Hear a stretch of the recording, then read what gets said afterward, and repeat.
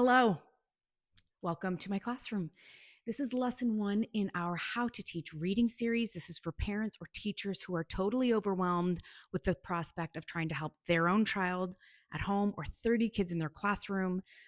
Teaching reading is like teaching rocket science, but it doesn't have to be. So I'm here to help make it not just not painful, but lots and lots of fun. I've spent 16 years on my journey to becoming a reading teacher that kids love, that also I love this journey, and I'm here to hopefully get you to fall in love and make reading fun. We are going to talk today about letters and sounds and a little bit of reading jargon and what you need to know and some terms you're going to come up against. So if you're a parent, you can do this. If you're a new teacher, you can do this.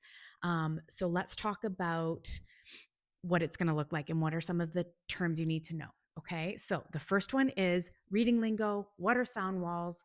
Talking about phonemes. And do you know your letter sounds properly? My guess is maybe not. I didn't when I started my journey. So the first thing we want to understand is that we are a sound first system. Kids need to understand there are 44 sounds in the English language, and we use 1, 2, 3, and even 4 letters to spell one sound. The name of the game here is getting them to have a deep understanding of those sounds and then the letter patterns that we use to spell the sounds. And we're going to come back to that concept. We use letters to spell sounds. These are called phonemes. That's the first concept you're going to hear. A phoneme is just very simply put a speech sound. Those are those 44 sounds in our English language. D, a, oi, ch, are all phonemes. It's a fancy way of saying sounds. The next term you're going to hear is graphemes. Graphemes are simply the letter combinations that we use to spell the sound. This is k, but there are 3 letters or 4 3-letter patterns that we can use to spell k, C, K, and CK. This is long A. These are all the ways you can spell the long A sound. And we sequentially and systematically start teaching kids each one of those letter patterns. This is called a sound wall. This is not just for teachers.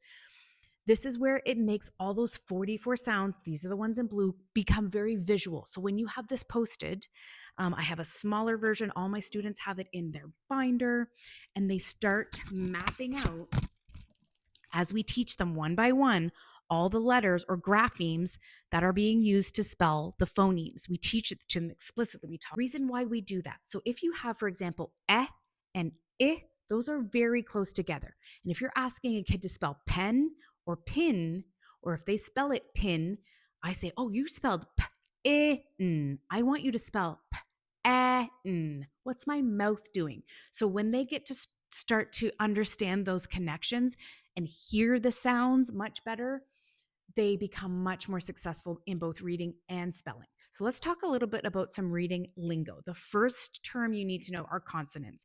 Consonants are all of our letters that are not vowel sounds. Our vowels are the kings and queens of our letter system and our language system, because no word or syllable can be a syllable or a word without a vowel. And kids try and say, oh yeah, but what about, we know in English language, every word must have one vowel sound. So we have long vowels, and long vowels can be tricky because their letter name and their letter sound are the same. And we do not start with long vowels. So the long vowels are, the sounds are A, E, I, O, U, and also oo. Long U is oo and U. But we start with our short vowel sounds. These are so important because they're really, really the most common sounds. So when we start to teach the letter sounds, we always start with the short vowels. The short vowels are the most common, and they are really tricky for kids to master. They can be. So the short vowel sounds are a, I, ah. We do a whole backstory of how they're too afraid to say their own sound, and they're nervous, so they get really shy and they only can say their short sound, and we have lots of fun with it. There are much longer videos on how to do this on my YouTube channel, Reading Rebel Academy. Okay, syllable. That's another big term you're going to see. And we chop our words like ninjas into syllables, but all syllables can only have one vowel sound. They might have more than one vowel, but again, it's all being brought back to these single sounds, those 44 sounds and the letters that map to them. So if you hear more than one vowel sound, it's more than one syllable. And we talk about that 20 million times a year. And it's super important to review it over every day. So you'll see the term digraph and trigraph, which is two letters that come together to make one sound. That's words like sh, ch, f, or sounds like sh, ch, f.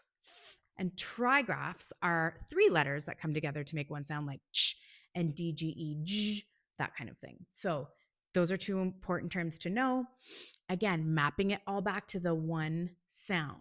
The next one sound you're going to hear are vowel teams. That's when vowels come together to make one sound. There's two categories of vowel teams. There's standard vowel teams and then vowel diphthongs, which are like these ones your mouth doesn't change. E, O, A. These ones your mouth does change. There's a slide. Oi, ow, aw.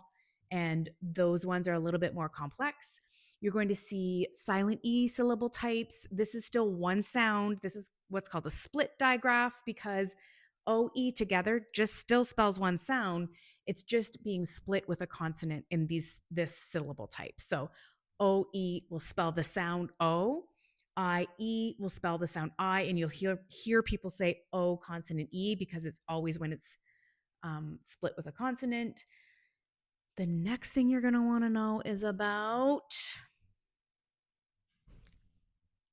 R controlled vowels. So the next sound or vowel sound are R control vowels. So that's when the R is taking charge. She's a real control freak and she takes over the vowel sound and forces it to change its sound. So A is no longer A or it's R, and IR is and ER is and UR is And we have to teach kids that there are three ways to spell the sound and or. Again, we teach this all very explicitly. There's a lesson for every single pattern, and they build their library of letter sound relationships that they know, and they become so invested in these patterns, and they feel very empowered with the tools, and they reference that sound wall all the time. It's the most magical thing. This is the schwa. Schwa is a lazy, slothy sound that says or and it's the most common sound in the English language, by the way. And all vowels can spell the schwa sound, and it's in the unstressed syllable of a two-syllable word, okay? Two or more syllable words. So that's the way to kind of figure out where the unstressed syllable is you call it to dinner. Yoga, rocket, pencil. And so it's not yoga or rockette or pencil. It's pencil, and yoga. And you hear it's the rocket, it. So it's either going to be or And I teach kids that let's try the short vowel sound first here. If that doesn't work, let's try the schwa. And they know that schwa is an or and it barely even opens its mouth and it's so lazy. So that is a lot of information. Again, I go more in depth on my YouTube channel, Reading Rebel Academy. You can find lots of free info and downloadable printable stuff on my website, readingrebels.com, or on my TPT, which is Riverbend Rebel Reading Shop. If you have a question about any of this or questions of something you'd like me to review as a routine and you're stuck, I'm happy to do so. Follow along. There'll be more episodes. This is a never-ending topic, and I hope you feel like you got something out of it today. Bye.